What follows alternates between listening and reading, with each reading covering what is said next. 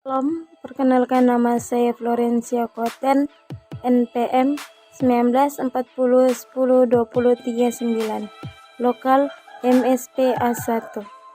Yang pertama yaitu Peraturan Negara, proses pembentukan undang-undang. Proses pembentukan undang-undang. Pasal angka 1 Undang-Undang Nomor 12 Tahun 2011.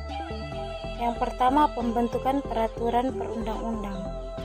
Pembuatan peraturan perundang-undang yang mencakup tahapan perencanaan, penyusunan, pembahasan, pengesahan atau penetapan, dan pengundangan.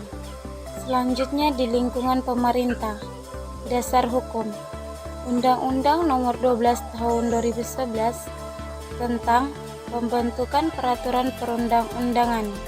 Peraturan Presiden Nomor 61 Tahun 2005 tentang tata cara penyusunan dan pengelolaan program legislasi nasional. Peraturan Presiden Nomor 68 Tahun 2005 tentang tata cara mempersiapkan rancangan undang-undang, rancangan peraturan pemerintah, pengganti undang-undang, rancangan peraturan pemerintah, dan rancangan peraturan presiden Junkoto. Peraturan DPR RI Nomor 1 Tahun 2009 tentang tata tertib. Peraturan Presiden Nomor 1 Tahun 2007 tentang pengesahan, pengundangan, dan penyebarluasan peraturan perundang-undangan. Proses pembentukan undang-undang.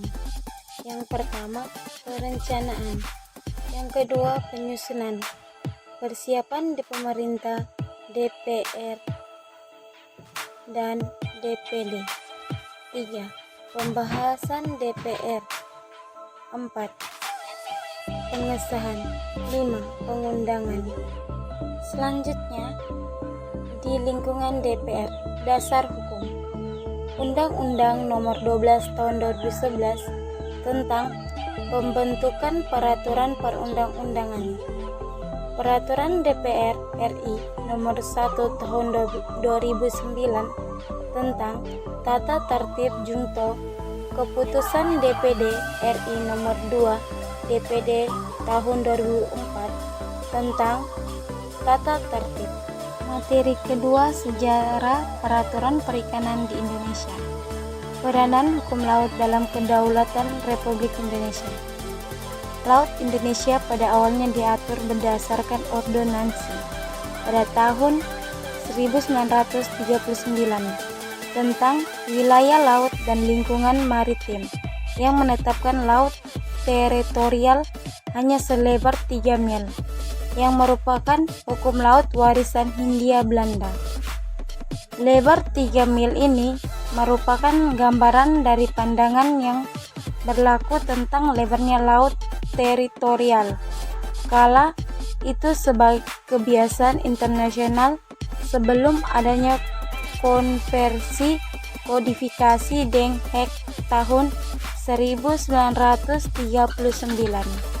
Deklarasi de Juanda pada tanggal 13 Desember pada tahun 1957, pemerintah Indonesia mengumumkan lebar laut teritorial sebesar 12 mil atau lebih dikenal sebutan Deklarasi de Juanda. Deklarasi de Juanda ini telah mendasari dasar lahirnya wawasan Nusantara, dan ini merupakan upaya melindungi kawasan laut kita. Peraturan perundang perikanan Indonesia dibagi menjadi 3 masa, yaitu yang pertama masa ordonansi Belanda, yang kedua masa pasca kemerdekaan, yang ketiga masa undang-undang perikanan. Pertama, masa ordonansi Belanda. A. Ordonansi Perikanan Mutiara dan Bunga Karang pada tahun 1916 mengatur pengusaha siput mutiara, kulit mutiara, dan bunga karang di perairan pantai dalam jarak tidak lebih dari 3 mil laut. B. Ordonansi Perikanan untuk melindungi ikan pada tahun 1920 mengatur larangan penangkapan ikan dengan menggunakan racun bius atau bahan peledak kecuali untuk keperluan untuk ilmu pengetahuan. C. Ordonansi Penangkapan Ikan Pantai pada tahun 1927 mengatur usaha perikanan di wilayah perairan Indonesia. Yang berhak melakukan perikanan adalah warga negara Indonesia dengan menggunakan kendaraan air berbendera Indonesia. Bagi yang bukan warga negara Indonesia, harus dengan izin Menteri Pertanian. Bagi warga negara Indonesia yang menggunakan tenaga asing, harus dengan izin Menteri Pertanian. Masa pasca kemerdekaan. Peraturan perundangan yang dikeluarkan kurun waktu pasca kemerdekaan sampai dengan keluarnya UU nomor 9 tahun 1985 tentang perikanan berupa Kepres, SK Mentan, Instruksi Mentan, maupun SK Dirjen Perikanan. Beberapa peraturan tersebut diantaranya: 3. Masa Undang-Undang Perikanan. Undang-Undang Nomor 5 Tahun 1983 tentang Z di Indonesia. Undang-Undang Nomor 9 Tahun 1985 tentang Perikanan. Mengandung konsekuensi bahwa semua ordonansi Belanda yang bertentangan dengan Undang-Undang Perikanan tersebut dinyatakan tidak berlaku lagi.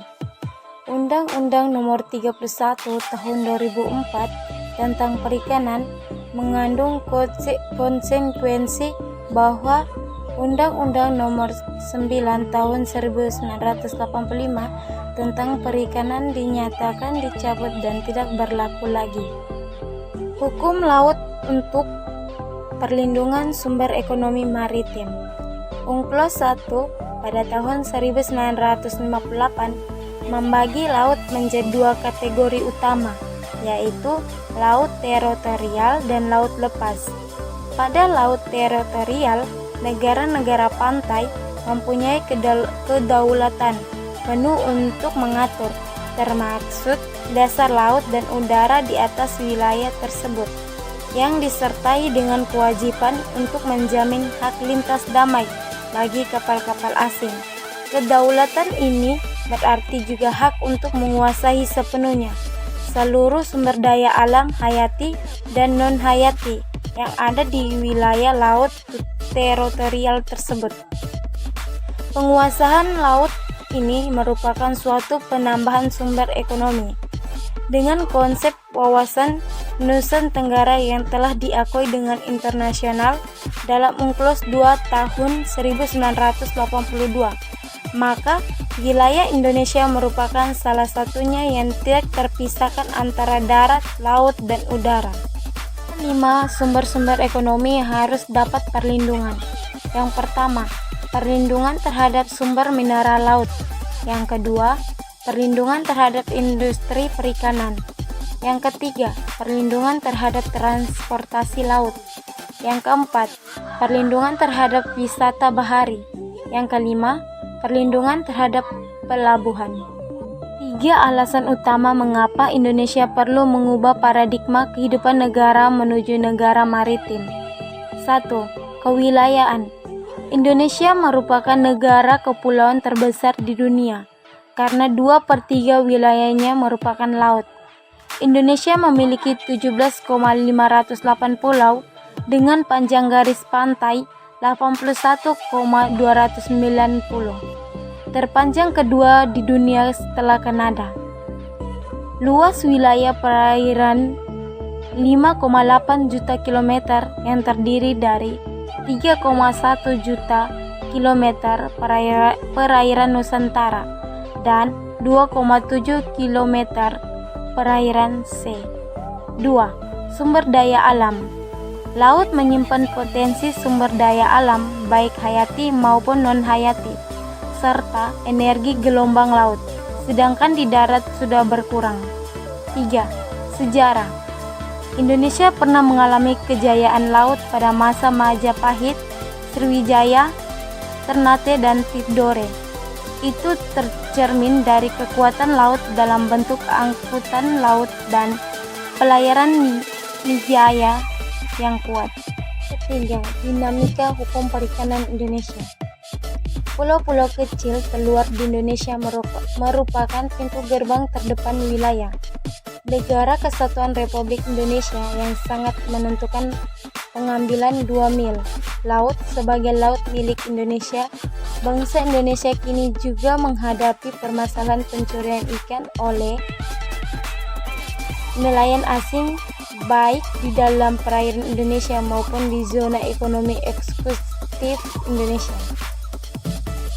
Permen Agria nomor 17 tahun 2016 mengamatkan agar pulau-pulau kecil dapat diberikan hak atas tanah, tetapi pemberian hak atas tanah di pulau kecil harus memperhatikan penguasaan atas pulau-pulau kecil. Permasalahan illegal fishing di perairan Indonesia disebabkan oleh belum jelas batas perairan antara Indonesia dengan negara-negara tetangga. Indonesia yang juga masih belum mampu menghentikan pengaruh penyelundupan ikan, termasuk benih lobster atau benuar. Dari keempat, komunikasi internasional Indonesia dalam menghadapi ancaman sengketa Laut Cina Selatan di Natuna Utara. Sengketa Laut Cina telah melibatkan beberapa negara seperti Republik Indonesia, Rakyat Tiongkok, dan lain-lainnya tentang wilayah kelautan dan hak maritim. Indonesia juga memiliki kepentingan di Laut Cina Selatan.